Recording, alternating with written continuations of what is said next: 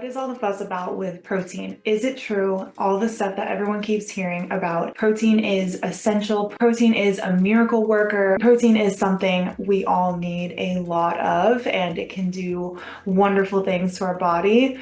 Is this all true? I know you've been seeing it all over social media and probably been hearing about it from a lot of different health and fitness coaches. And I'm here to tell you what I'm learning in my nutrition course because I'm now taking my NASM nutrition course. I figured I would just kind of summarize everything that I've learned from an actual nutrition course and clear up any questions that you may have or anything that you've heard. This is straight from the course, so I wanted to do a video on it to highlight some of the biggest things that I've learned about protein in this course and what you and I can take from it and apply into our daily lives. So what is all the fuss about? Is protein everything that it's made out to be? And according to this course, yes, it is an extremely vital nutrient that our bodies do really need. So not only does protein build muscle, there are a lot of other things that protein does for us. And even if you consume more than your daily needs of protein, it's not going to hurt you. And the excess protein is going to go towards something else that your body might need. Some of the things that protein can help with are helping maintain fluid balance throughout your body, allowing water to move between the cells and the blood. Protein helps with pH balance. It can help regulate the body's acid-base balance so that after something like a strenuous workout, the body will continue to function at a normal level rather than experiencing acidosis, which is a condition that can cause fatigue, confusion, and even affect the function of vital organs after strenuous exercise. So you've probably heard of this, but the amino acids are the essential building blocks of protein, and there are 9 essential building blocks. So those are the 9 amino acids that we need, that our body doesn't produce on its own. So that's what we need to eat. And one of those amino acids is a higher contributor to building protein than all the others, and that is called leucine. It will not build muscle on its own, but adding it to an already high protein diet will increase muscle build. So here's a chart of foods that have the highest amount of leucine in them. And this is why you may see a lot of people taking whey protein as a supplement, because that has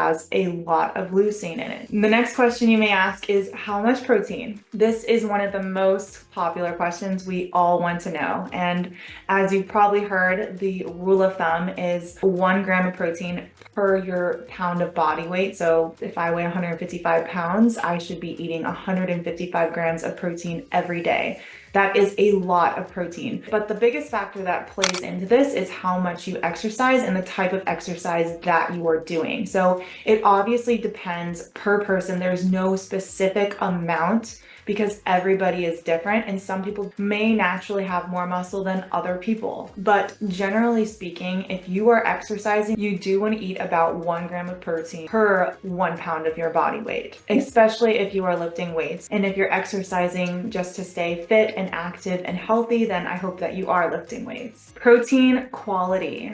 So when a protein is complete, that means it has all of the essential amino acids in it, and not all proteins have that. So that's why the course goes over the completeness of different proteins. So yes, animal protein is a complete protein. It has all the essential amino acids in it. But if you're a vegetarian, there are ways around this. One way to make your protein complete is to combine 2 different types of proteins. So if you mix certain types of plant proteins together, such as beans and rice, that together will be a complete protein. So the phrase protein synthesis is when amino acids join together to build muscle. So it's essentially another way of saying building muscle. And when we talk about protein timing, the most effective way, there were tests ran and the course talks about them, and it says that there was different groups. One group would take 40 grams of protein for one meal and then like 10 grams of protein throughout the rest of the day. And then another group would take just all 10 grams of protein throughout the whole day. And then another group took like 2 sets of 40 grams. And then the other group took 4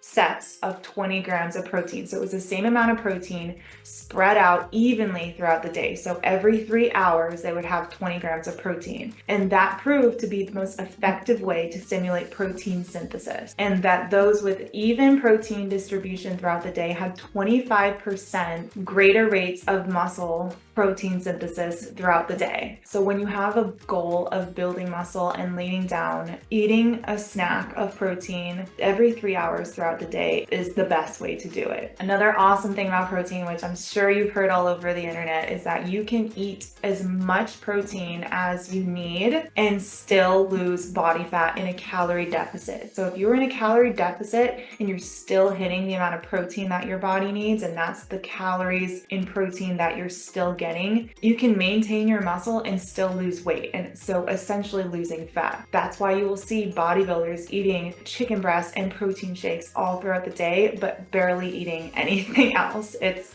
not the healthiest way, but it is the way to get the job done if you, for some reason, need to lose weight fast and you want to keep your muscle. And for a while, for many years, studies were saying that you should have protein immediately after you work out. And now in this course, it's saying that as long as it's every 3 hours, it doesn't have to be immediately after you work out, but most likely you will probably have protein or need it soon after you work out, because if you had it, let's say you went to eat an hour before you worked out, well, there goes an hour. And let's say you worked out for an hour, so there's already 2 hours. So then you would want to eat your protein within an hour after you worked out. So those are the biggest things that I took from my protein course. Of course, there's a lot of smaller details, really cool things that I learned on top of that. So if you have any questions, let me know. Thanks, and I'll see you in the next one.